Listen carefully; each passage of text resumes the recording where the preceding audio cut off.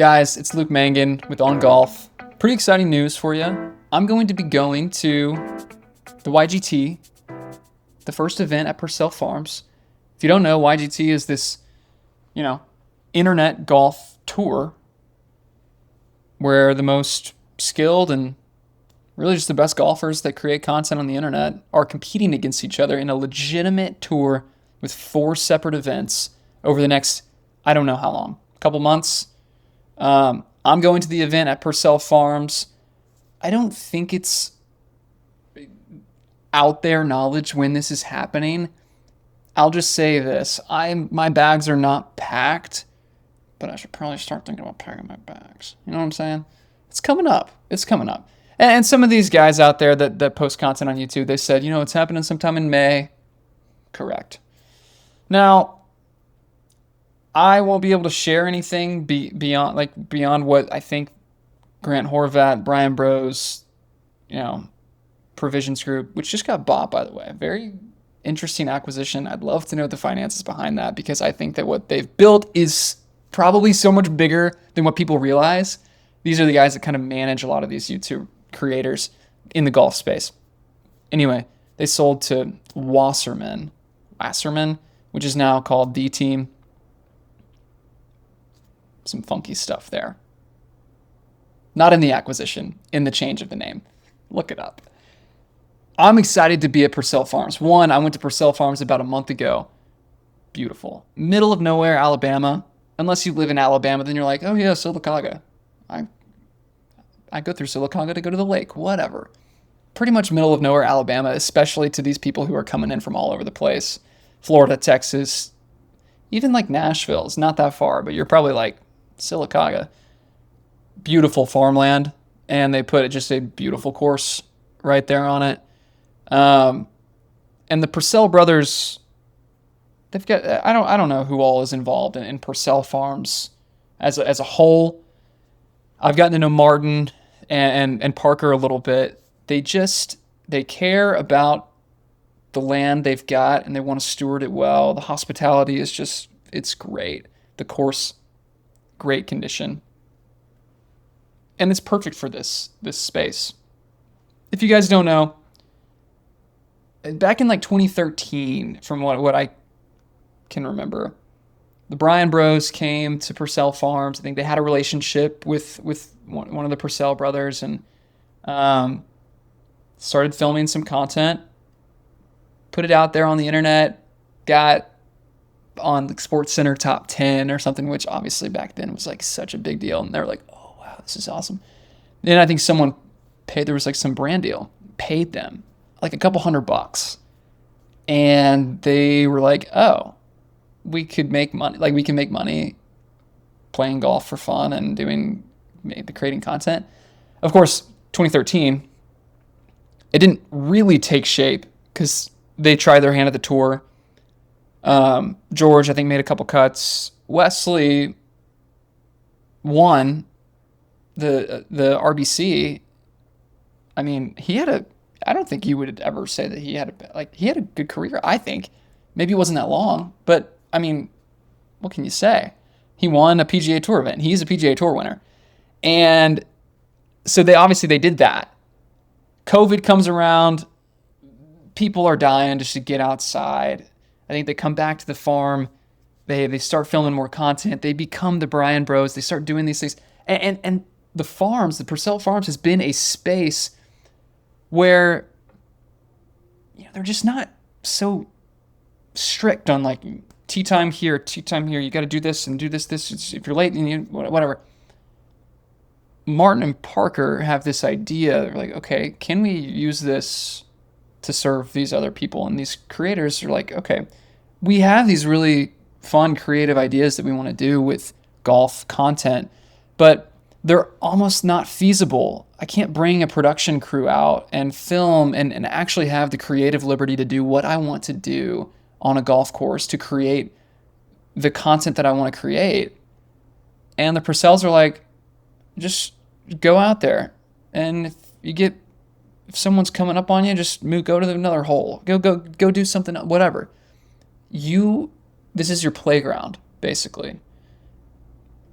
And I just don't think you can imagine how freeing that is for a content creator that in the golf space, if they go to a random golf course in their hometown, they're so bound by the rules of the club and of the course and the time constraints will force them to probably create in a way that they don't want to.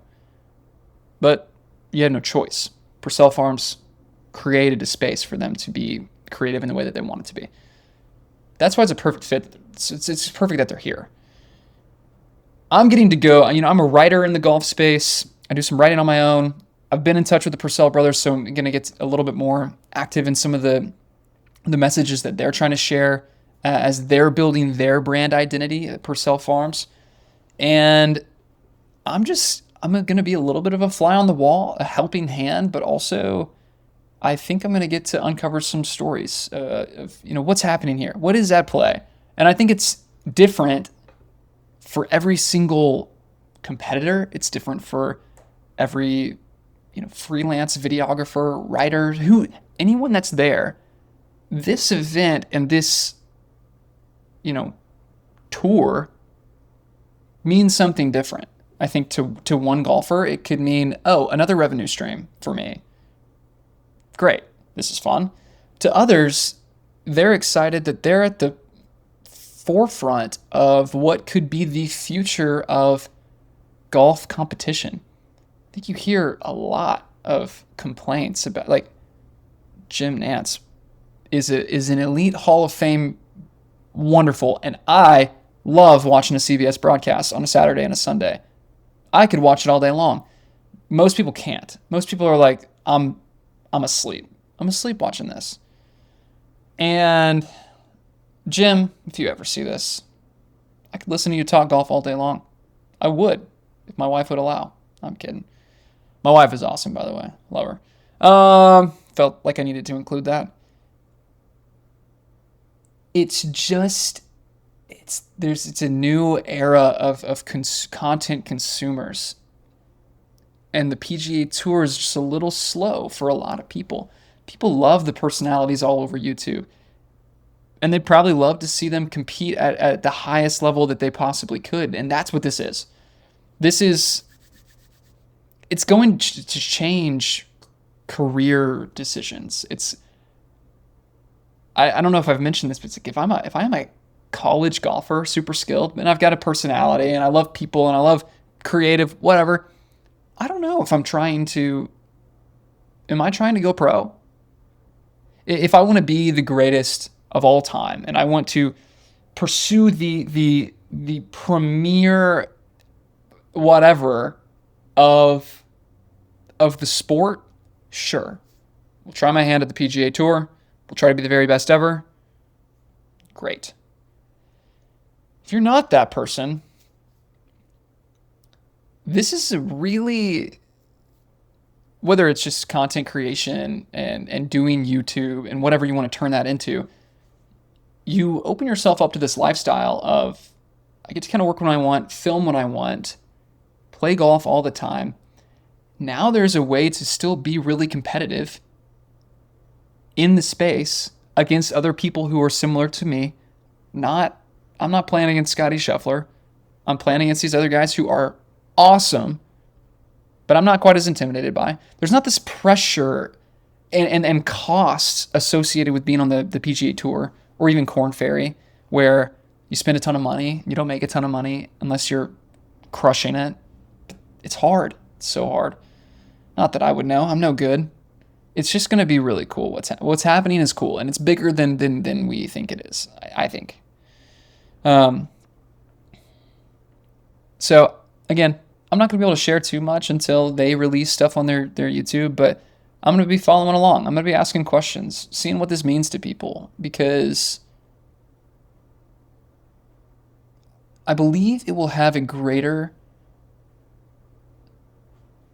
sport and culture impact in the game of golf than anticipated. I just believe that people view YouTube golf, and people like Rory and people like Tiger have said things like this, like, get off of YouTube. You want to get better at golf? Get off of YouTube. Like, oh, I don't really pay attention to the YouTube golf, whatever. That's fine. Rory doesn't have to. He's made $110 million on tour. He doesn't care. He doesn't have to care about anything if he doesn't want to. But